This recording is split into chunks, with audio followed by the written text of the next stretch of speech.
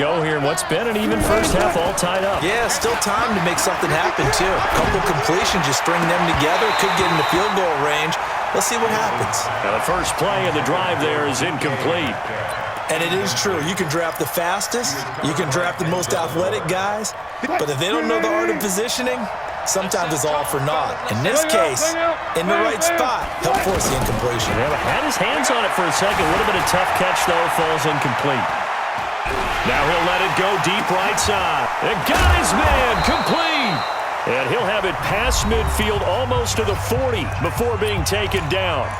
Now the Seahawks going to use the first of their timeouts as the clock will stop with 37 seconds to play in this first half. So the big play gets him across midfield now for 1st and 10. To throw is Wilson, operating from the gun. And he's taken down. This will be a Brown sack. Christian Kirksey in there to drop him for his 11th sack of the year. Now following the sack, they'll look to make amends on a 2nd down and 17. Now before this 2nd down play, we'll get whistles and a timeout, as the clock will stop with 18 seconds to go in the first half. Don't need it all back at once, but you figure they're going to need something here. 17 yards to go on 2nd down. Now it's Wilson. That's caught out right by Jennings. Now the Seahawks forced to use their 3rd and final timeout, as they'll stop it with 13 seconds to play in half number 1. So out comes the field goal team now for the 2nd time here today. Now the Browns will use the first of their 3 timeouts, as they'll stop it with 13 seconds to play in half number 1. So out comes the field goal team now for the 2nd time here today. From the right hash, just a 34-yard attempt. Myers' kick is good. And they will take the lead here in this battle of field goals at 6-3. Now the drive ends in just 3, but they'll take it. Looks like they'll head to the locker room, barring something unfortunate in front on the scoreboard. Yeah, they may not be jumping up and down and celebrating because they have the lead, but still, any little momentum in a game like this is important to a team, and they'll feel real good about going in and regrouping, knowing that they are out in front.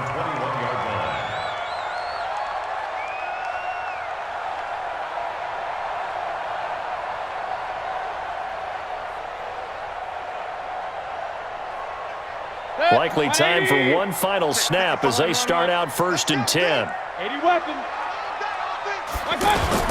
And they're just going to run it here up the middle.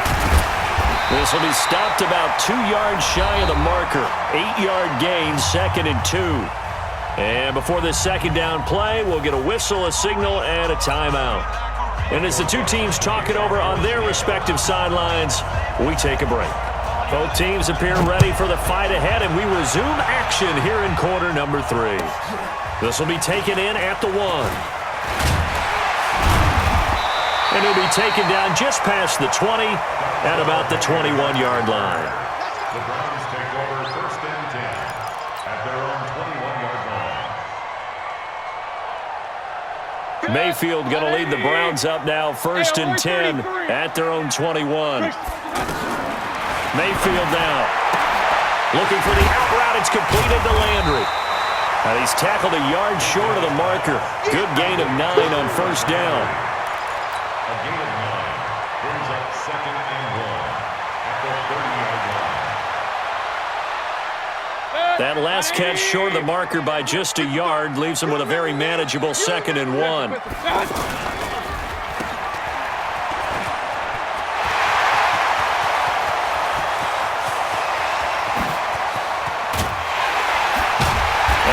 Down deep into Seattle territory. A big play there on the catch and run, and even 60 yards.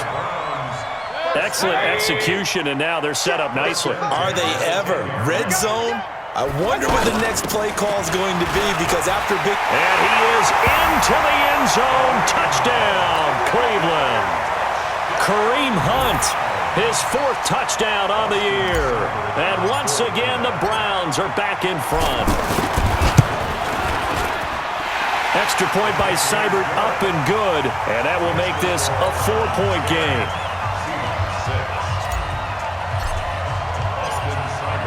following the touchdown. Here's Seibert now to kick it off. That's fielded in the end zone. And he will be brought down here at about the 17-yard line.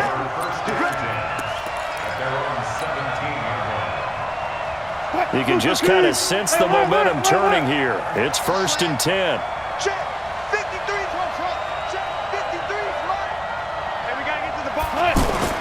Throwing is Wilson. He will find the rookie from Ole Miss. That's DK Metcalf. And he's taken down but able to slip across the 35. First play of the drive, a success, 19 yards.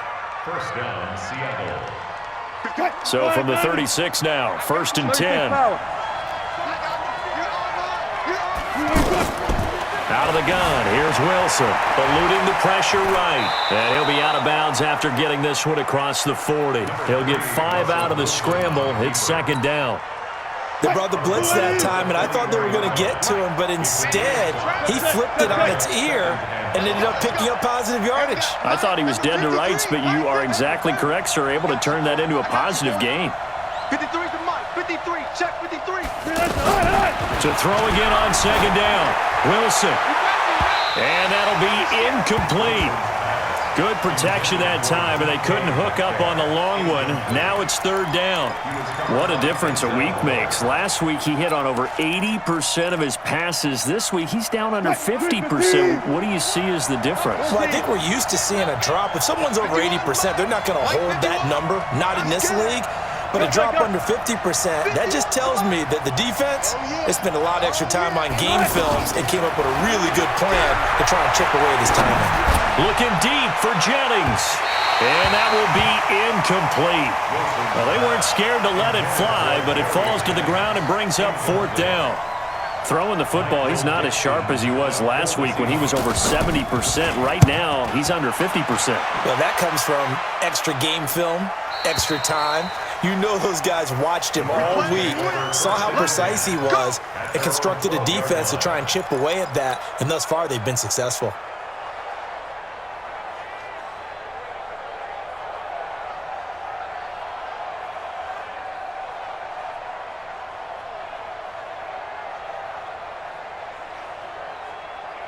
Mayfield going to lead the Browns up now, 1st and 10 at their own 12-yard line.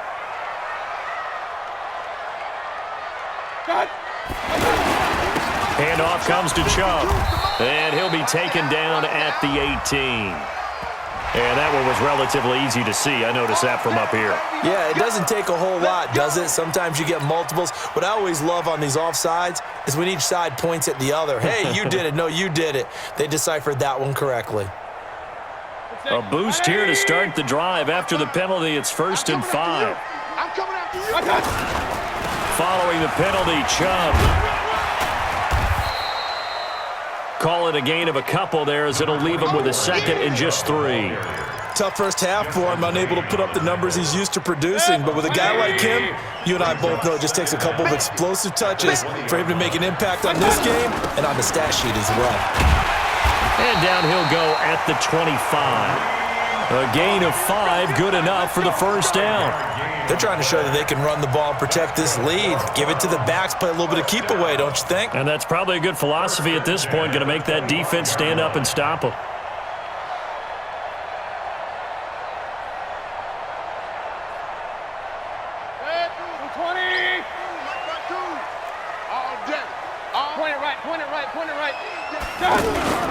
On 1st down, they'll run with Chubb. And he'll get this from the 25 to the 30 for a pickup of 5. In the first half, he was held in check on the ground, but despite that lack of production, they still have the lead. Yeah, and they've got to feel fortunate about that. If they could actually get production from their lead horse, that would help open up this offense and widen this margin too. Ball on the 30. They'll come up with a 2nd and 5.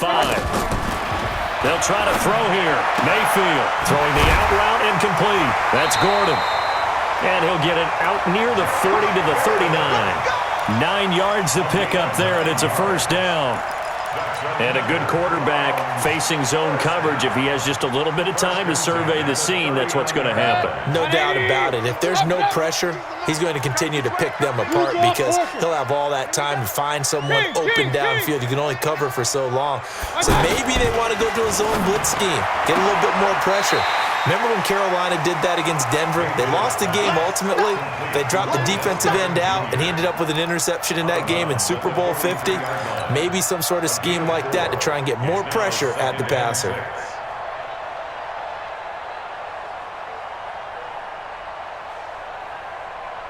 Four yards on that last completion, so that sets up 2nd and 6. Running with Hunt here out of the shotgun. And he'll get it down to the 47 here. 9 yards to pick up there, and it's a first down. Boy, he does it at a high level, doesn't he? Because when I watch him, I think of his vision. Straight ahead, peripheral. Also has that sense of where holes are going to be before they actually open. I think that helps set him apart from many of the other backs in the league. Play action now. Here's Mayfield. He's going to look for Beckham in the end zone. And it'll be intercepted. Shaquille Griffin with a pick. And a big turnover there as his guys will get the football back. So now he's equaled his interception total from a week ago. Remember, Charles, he had 3 last week. And you know, all week long he vowed to take that number down. Told the guys on the team, don't worry, things are going to pick up. I've got this. But he is in a major league rut right now. Let's see if his teammates can pick. There he goes, right side. And all the way in, touchdown Seattle. Matt Breida, an 80-yard touchdown. And the Seahawks have once again taken the lead. Well, they had their chances in the first half, you remember, but had to settle for 2 field goals. This time they come away with 6. I think they actually got affirmation about what they were doing by getting a touchdown because the field goals means they got in range but couldn't quite finish it off. This time, they broke through, and that's great for the old confidence. And on the sideline, difference of a feeling between 3 and 6, is it astronomical or no? It can be at times, that's for sure. A lot of times the field goal feels like a disappointment. The touchdown, well, that tells you you're getting it done. The Browns take over 1st and 10 at their own 19-yard line.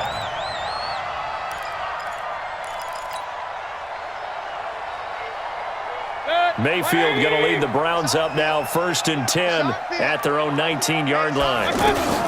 To begin the drive, here's a handoff to Hunt. He'll get about 3 as he's taken down at the 23.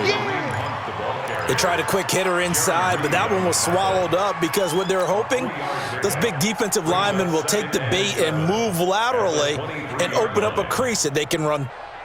Now 2nd and 7. Back to the ground. This time it's Chubb. A gain of 3 last play. This time they double it and pick up 6. Despite the blitz, they're still able to pick up a nice solid gain. The disadvantage of blitzing often alters the normal spacing and run fits and leaves creases like they were able to exploit right there. They'll run for it. Here's Chubb. 3 yards there, good enough to keep the drive moving. That's a tremendous group effort there because when you talk about offensive lines, the best ones, talk about guys that play in harmony, in sync, and getting things done, and they did that on that play. Yeah, especially on 3rd and 1. Got to be in sync, and they were. Line of scrimmage, the 31 now on 1st and 10. I got you. I got you. A give running right is Chubb. 2 yards on the pickup there. It'll be 2nd and 8. Well, we saw him there trying to get it to the outside, trying to get to the perimeter, but not a whole lot of room there. But there's got to be one positive to that. If you keep moving laterally, creases tend to develop as the game moves on, and they can run it back inside later. The throw here going to be complete to Gordon, and he's taken down right at the 45-yard line. 22 yards there, a first down. And we're back now here in Cleveland. It's been a very hotly contested game to this point. Just a field goal separating these two teams as we get set for the 4th quarter. Baker Mayfield, as a rookie, 3 times he led the Browns back to victory in the 4th quarter. What can he do here in year number 2? Now, meanwhile, a pass that should have been intercepted, but it winds up falling incomplete. trying to decipher what's going on out there because I don't know if he's just getting bad reads. I don't know if the defense is confusing him. I don't know if he just has, bad info and intel before he snaps the ball. But he's made some pretty bad decisions with the football lately. Yeah, several bad decisions on the interceptions he's thrown in.